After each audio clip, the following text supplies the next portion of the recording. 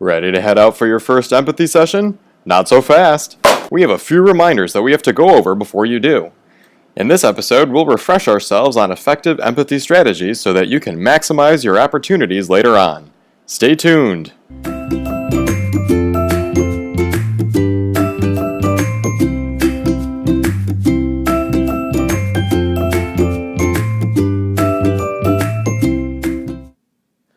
So remember when we practiced how to conduct effective empathy sessions in iDesign? Let's review some of the key takeaways so that we feel rehearsed and ready to roll when it comes to observing our end user.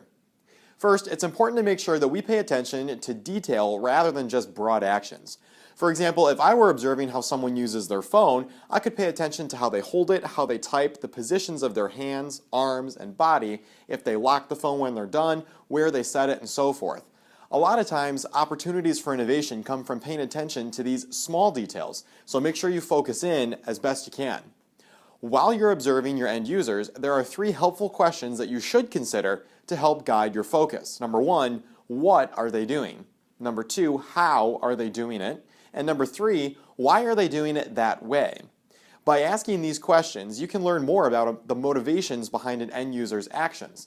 Let's do an example together. Let's take this picture.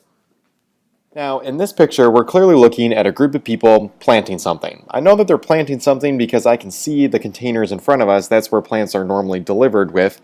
So I know that they're putting them in, not taking them out. Now, I have no idea from looking at this picture who these people are. I don't know if it's a community group. I don't know if it's a family trying to farm for sustenance. I don't know if it's a professional farm looking to make money. But regardless of whatever it is, there are a couple of key things that I can probably pick out of this picture using the 3-question protocol. Now again, it's going to be a lot easier for you to observe an end user in person doing something because you can see a series of actions. In this picture, I only see one snippet of time.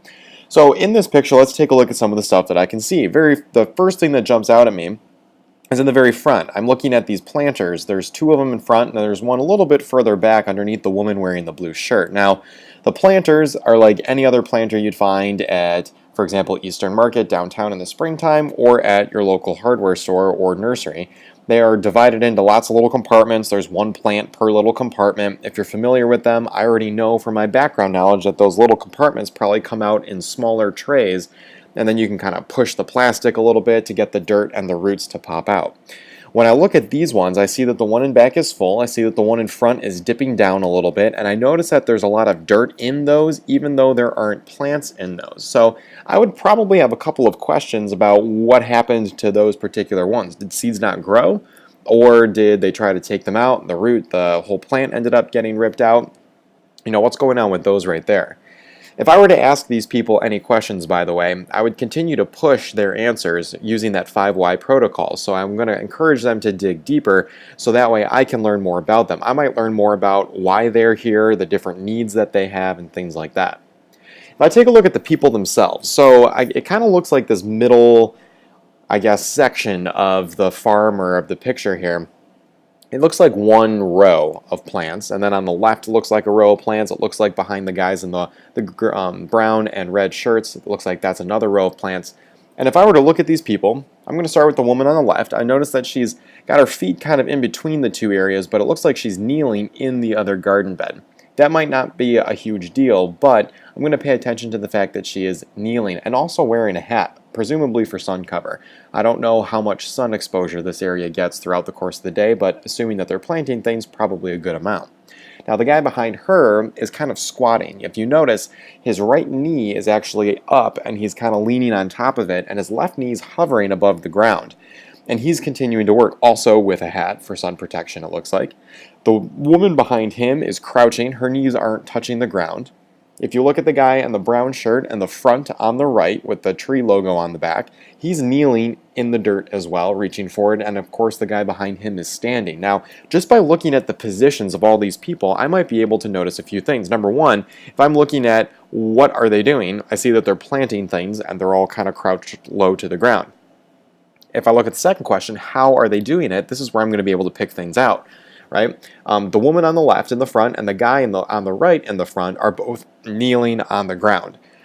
The people behind them are not. Now the 2 guys on the left, the guy and the girl in the blue, they're squatting, whereas the guy in the red is standing. If I were to look at the reasons why they're doing it that way, this is the third question, this might start leading me to new insights or new insightful observations. So for example, I might look at it and see, I could hypothesize, but it'd probably be good for me to question, that the two folks that are squatting don't want to get dirty, right? We've probably all been there. You squat on the ground so that way your knees, your legs don't come in contact with dirt, and then you get a lot of dirt. Now, knowing that you are probably squatting for a while, it looks like they have a lot of plants to go through. That's eventually going to start to wear on their legs. They're going to get sore. The guy on the right, bending straight over, he could have just arrived, or he could just be really strong, and he could probably maintain that position for a little while, but I would assume that his back would eventually start to hurt. The people in the front, potentially they've already been there for a while, or they're having some sort of physical needs in this moment. Not to say they have any type of a disability or any reason why they would be kneeling. It's probably just more for the comfort aspect, but that might be an area for me to look into. If you look at the two people in the back, though, it kind of looks like they're just running things back and forth from that greenhouse that's even further behind. So I might have questions about how things are produced in the greenhouse and then transported out into the actual dirt area. Eventually, I might analyze not just the position that people are in when they plant. Is there some way I can make that more comfortable? I might look at it and say, is there some way I can make the physical act of planting faster? Could I eliminate the need to squat altogether? There's a lot of different factors that I could look at just from this one picture. And this is a still split second of what could be a 30 to 60 minute observation. So what I'm going to encourage you to do throughout the course of your observation is to just write down everything you notice. Everything.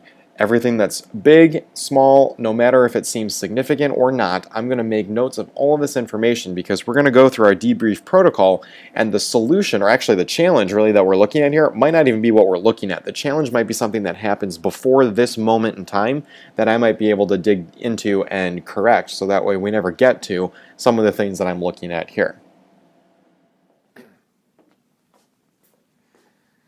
So, as you can see, it's important to be vigilant as you observe your end user, and it's important that you take detailed notes. This will help you identify a problem that truly captures an end user's needs. Finally, make sure that you ask your questions and keep them fluid. Respond to your end user's answers with more questions that probe them to dig deeper.